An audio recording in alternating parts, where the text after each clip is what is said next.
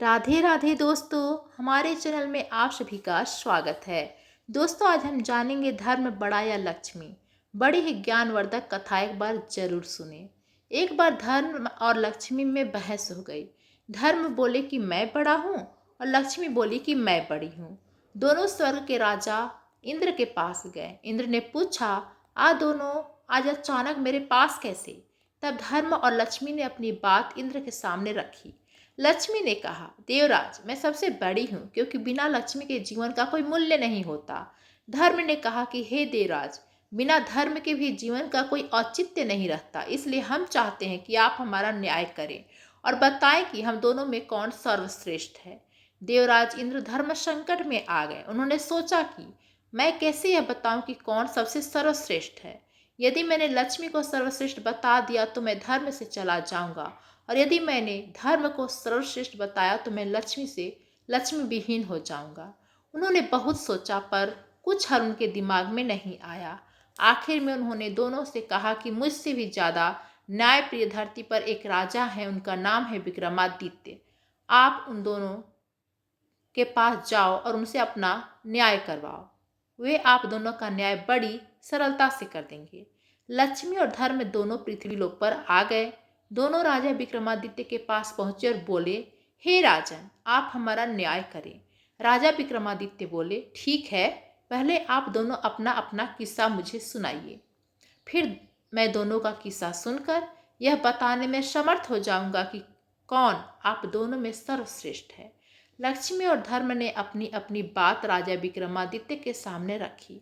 लक्ष्मी बोली कि हे राजन, यदि मनुष्य के पास मैं ना रहूं तो उसका जीवन अर्थहीन हो जाएगा, इसलिए मैं खुद को बड़ी बता रही हूँ। तभी धर्म बोला, हे राजन, बिना लक्ष्मी के तो जीवन चल सकता है, पर धर्महीन होने के बाद मनुष्य के जीवन का अर्थ समाप्त हो जाएगा।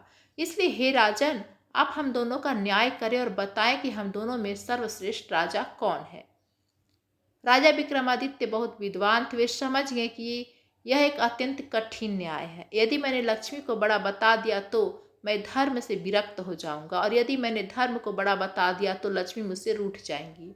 उन्होंने कुछ देर तक सोचा और निर्णय लिया कि यदि धर्म चला गया तो समझो सब कुछ चला जाएगा, इसलिए मैं धर्म को ही सर्वश्रेष्ठ बताऊंगा।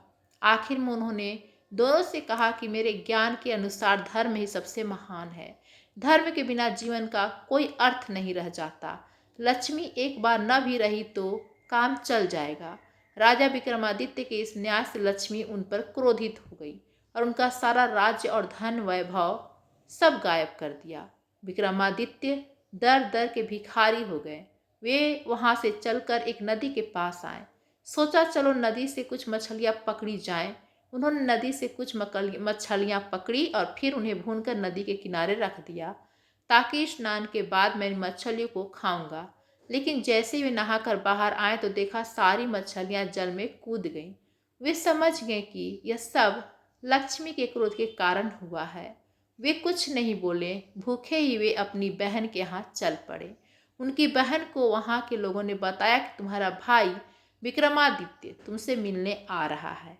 बहन ने पूछा कि भाई कैसे आ रहा है? लोगों ने बताया कि वह फटे पुराने कपड़ों में पैदल आ रहा है। उसने कहा कि उसे घोड़ों के अस्तबल में ठहरने को कहो। विक्रमादित्य को घोड़ों के अस्तबल में ठहराया गया और खाने के लिए उन्हें चोकर की रोटी दी गई। वे समझ गए कि यह लक्ष्मी की नाराजगी का असर है, इसलिए उन्होंने वही जमीन में गड्ढा खोदकर और रोटियां गाड़ दी और बोले कि हे धरती माँ, मैं जब दोबारा यहाँ आऊँगा तो आप यह रोटी इसी स्थिति में संभाल कर रखना। फिर वे किसी को बिना बताए वहां से रवाना हो गए। अगले दिन सुबह वे अपने एक मित्र के पास पहुंचे। मित्र ने उनका बहुत स्वागत किया। खाने के लिए उनको तरह तरह के व्यंजन परोसे गए। जब राजा विक्रमादित्य खाना खाने लगे तो उन्होंने देखा कि खूंटी पर टंगा नौलखा हार खूंटी निगल रही है। वे समझ गए यह भी लक्ष्मी की एक चाल है, इसलिए उन्होंने अपनी सफाई में कुछ भी नहीं कहा। मित्र जानता था कि विक्रमादित्य ऐसा नहीं कर सकते, पर उसकी पत्नी ने विक्रमादित्य पर आरोप लगा दिया कि उनका नौलखा हार विक्रमादित्य ने ही चुराया है। वहां से विक्रमादित्य चलते हुए किसी दूसरे राज्य में आ गए। चलते चलते थक जाने के कारण उन्होंने सोचा कि क्यों ना किसी वृक्ष के नीचे थोड़ी देर के लिए विश्राम किया जाए। उधर उस राजा के यहाँ चोरों ने चोरी की थी। वह धन लाकर उन्होंने सोते हुए विक्रमादित्य के पास रख दिया। इधर राजा के सैनिक चोरों की तलाश में जब वहां पहुंचे तो देखा कि सारा धन विक्रमादित्य के पास पड़ा था। उन्हें समझ में आ गया कि यही चोर है। उसको पकड़ कर राजा के पास ले गए। राजा ने पूछा कि क्या तुमने यह धन चुराया है? विक्रमादित्य ने कहा, राजन, यह धन मैंने नहीं चुराया, पर उनको अपनी बात की सत्यता को सिद्ध करने के लिए कोई साक्ष्य नहीं था।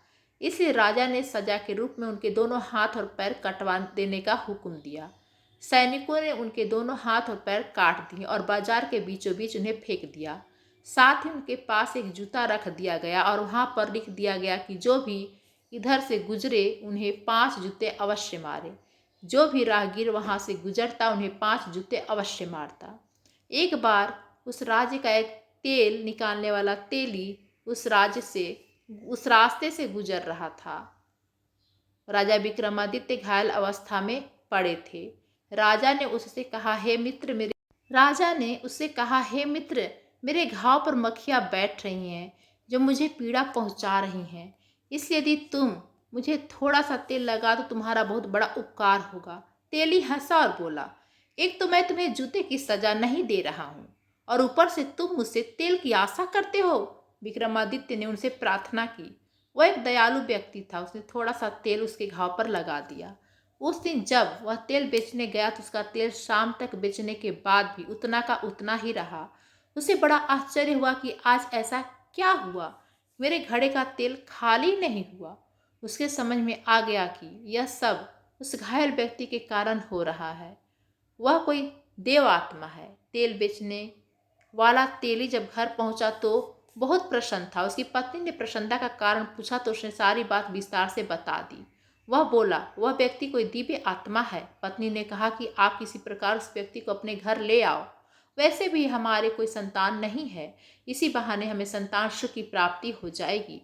लेकिन राजा से पूछे बगैर हम उसे ला भी नहीं सकते, इसलिए पहले हम राजा से एक बार अवश्य इस संदर्भ में बात कर लें। तेली ने अपनी पत्नी को समझाया। वह बोली, आप कल सुबह जाकर राजा से बात कर लो, अब देरी करना उचित नहीं है।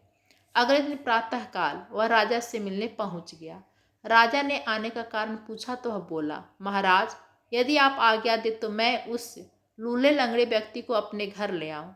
हमारे कोई संतान नहीं है, इसलिए हमारी इच्छा है कि हम उसको अपने साथ रखकर संतान सुख प्राप्त करें।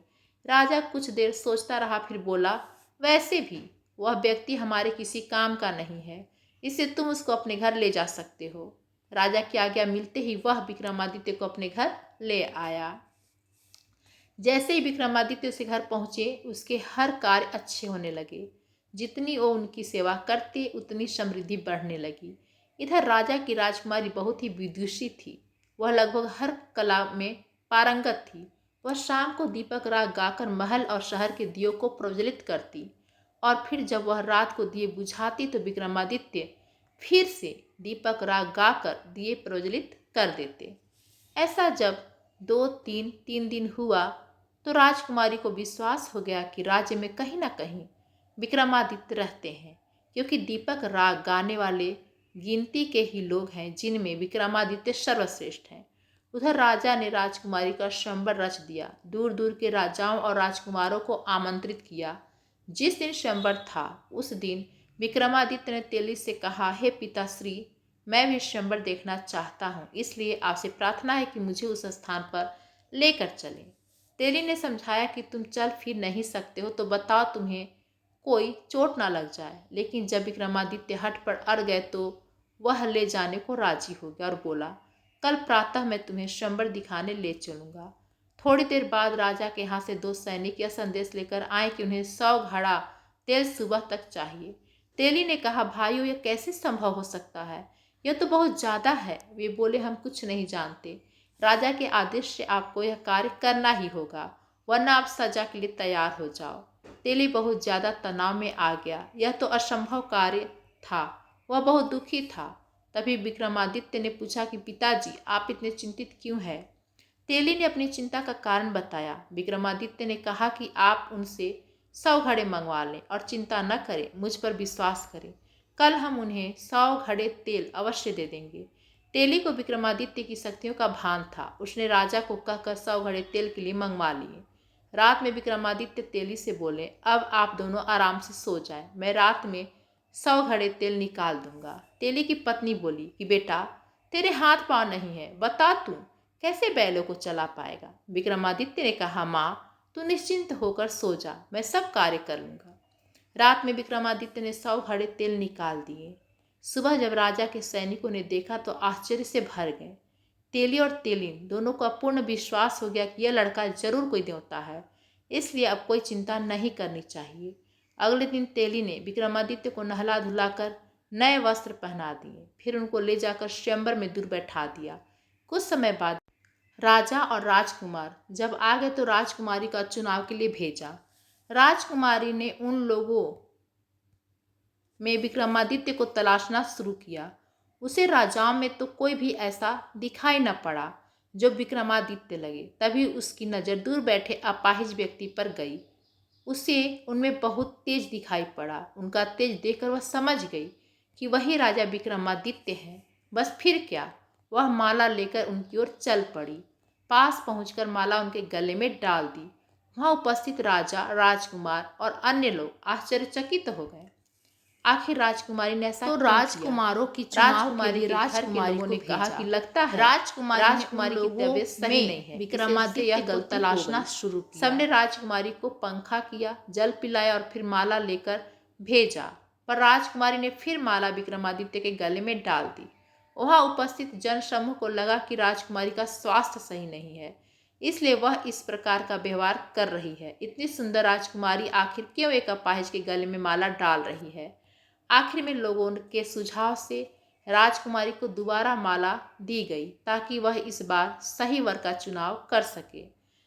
पर इस बार भी राजकुमारी ने विक्रमादित्य के गले में ही माला डाली। राजकुमारी के इस व्यवहार से यहाँ आए राजा और राजकुमार क्रोधित होकर राजकुमारी के पिता से बोले, आपकी पुत्री को यदि एक अपाहिज से विवाह करना था तो हम सबको आपने निमंत्रण क्यों भेजा? राजा भी बहुत शर्मिंदा थे, पर क्या करते, सामाजिक रीति रिवाजों का पालन करना भी जरूरी था। इसलिए उन्होंने राजकुमारी का विवाह उस अपाहिज के साथ करवा दिया और राजमहल से विदा कर दिया। राजकुमारी राजा विक्रमादित्य के साथ उस तेली के यहाँ आकर रहने लगी। तेली और उसकी पत्नी इस बात से चिंतित थे कि राजकुमारी आखिर उनके साथ कैसे रह पाएगी, पर राजकुमारी ने उनकी चिंता को निरर्थक साबित कर दिया। वह उनके साथ सहजता से रहने लगी। एक दिन विक्रमादित्य ने राजकुमारी से कहा कि आज उनका हिरण का मांस खाने का मन है, इसलिए वह जाकर अपने भाइयों से ताजा शिकार किए हिरण का मांस लेकर आए। राजकुमारी का मन नहीं था कि वह जाकर भाइयों से कुछ मांगे, पर वह अपने पति की इच्छा का हनन भी नहीं करना चाहती थी, इसलिए मन मार कर वह अपने भाइयों के पास गई। जब उसकी भाभियों ने उसके आने का कारण पूछा तो उसने बता दिया कि उसकी हिरण का मांस खाने का इच्छा है। वह विक्रमादित्य की इच्छा को अपनी इच्छा बता गई। वह नहीं चाहती थी कि कोई उसके पति के बारे में कुछ गलत कहे, पर फिर भी भाभियों ने उसके पति के बारे में उसे सुनाया और बोली, जब हिरण के मांस का इतना ही शौक था तो किसी अच्छे व्यक्ति को चुनती। राजकुमारी उनकी जली कटी बातें सुनकर वापस आ गई। उसे सारी बातें विक्रमादित्य को आकर बताई। विक्रमादित्य ने कहा कि कोई बात नहीं, तुम उनसे मेरी तलवार और घोड़ा मांग ला। राजकुमारी जब वापस जाने लगी तो विक्रमादित्य को कुछ याद आया। उन्होंने अपना एक रुमाल राजकुमारी को यह कहते हुए दिया, यदि मेरी तलवार और घोड़ा कोई दिक्कत करे तो यह रुमाल उन्हें दिखा देना, वह चुपचाप आ जाएंगे। जब राजकुमारी वापस महल पहुंची तो उसकी भाभी ने उसका फिर मजाक बनाया। राजकुमारी बोली, इस बार मैं हिरण का मांस नहीं, उनका घोड़ा और उनकी तलवार लेने आई हूँ। तलवार और घोड़े ने भी वहां आतंक मचा रखा था। कोई उनके करीब नहीं जा पा रहा था। जब राजकुमारी ने उनकी मांग की तो भाभियों ने सोचा, अच्छा है, यह उनका शिकार बन जाए, इससे हमें सुकून मिल जाएगा। उन्होंने सहर्ष दोनों चीज़ों को ले जाने को कह दिया। जब राजकुमारी उनको लेने गई तो तलवार सांप बनकर उसे काटने दौड़ी और घोड़ा गुलाटियां मारने लगा। राजकुमारी को विक्रमादित्य की कही बात याद आ गई। उसने तुरंत रुमाल निकालकर उन्हें दिखा दिया।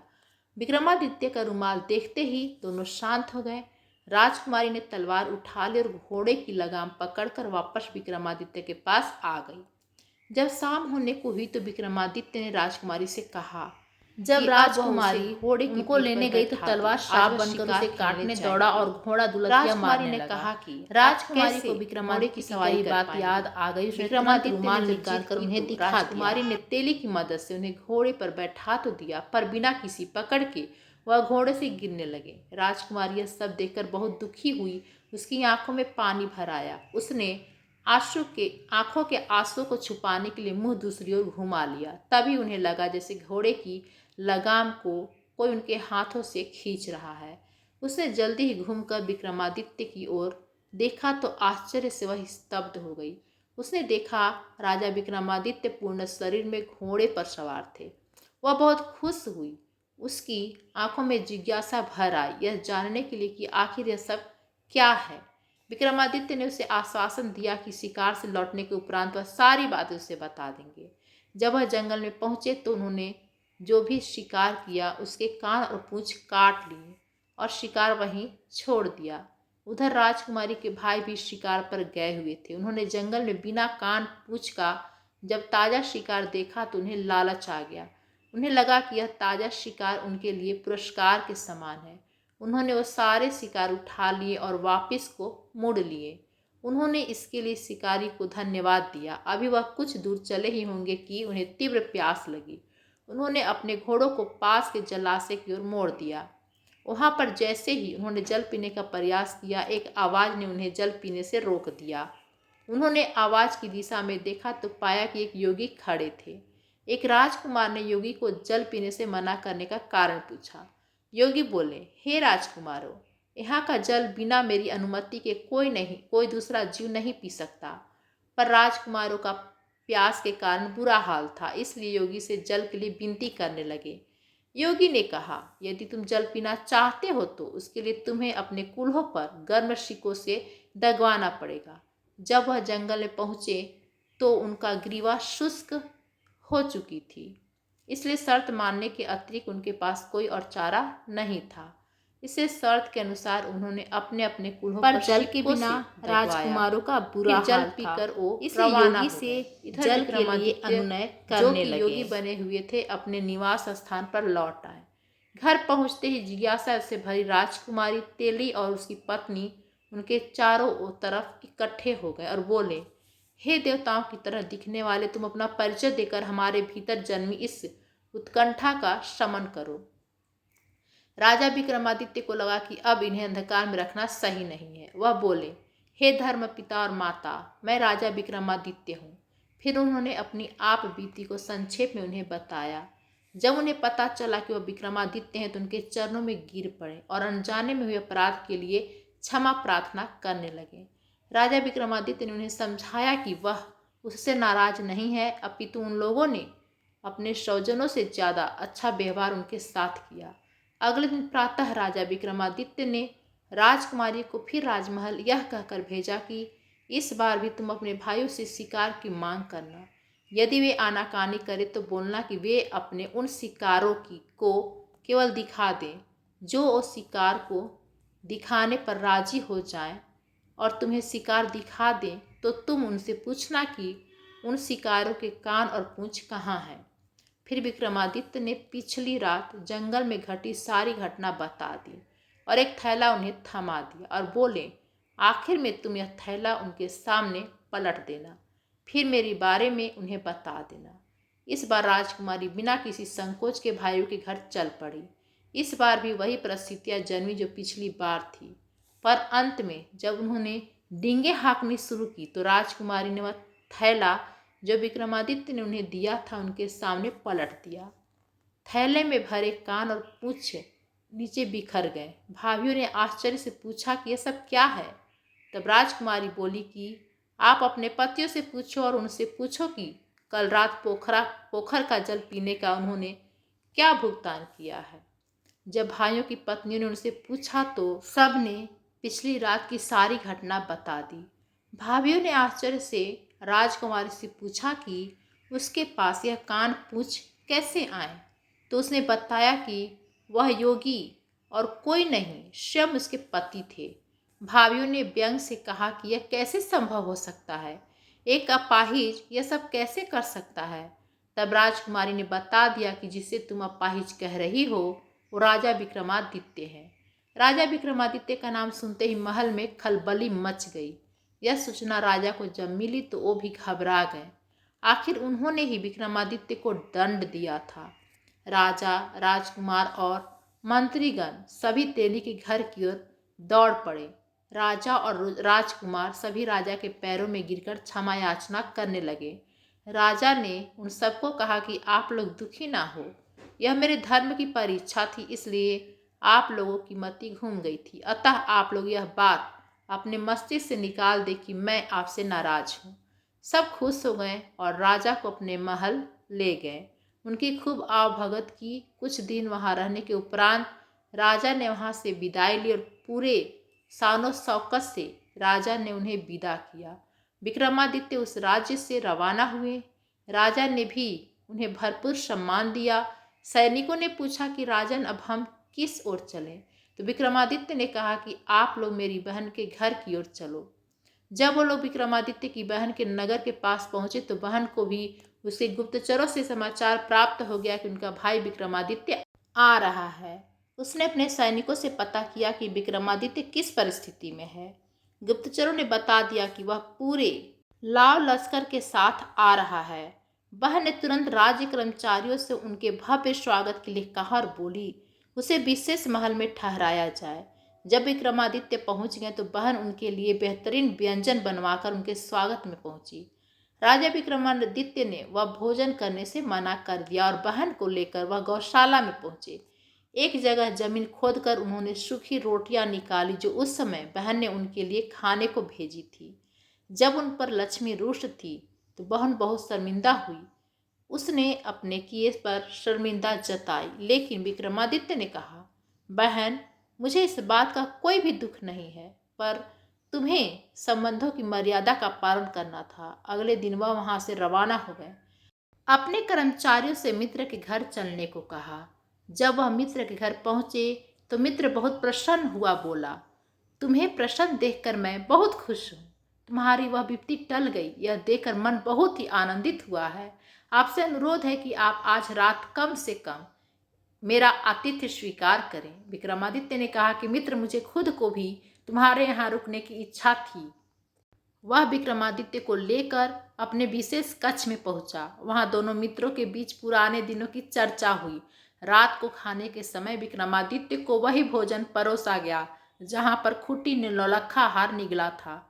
विक्रमादित्य ने जैसे ही भोजन करना शुरू किया, खूंटी ने हर निवाले के साथ हार को गलना शुरू किया। विक्रमादित्य ने जैसे ही भोजन समाप्त किया, रानी का नौलखा हार खूंटी पर टंगा दिखाई पड़ा।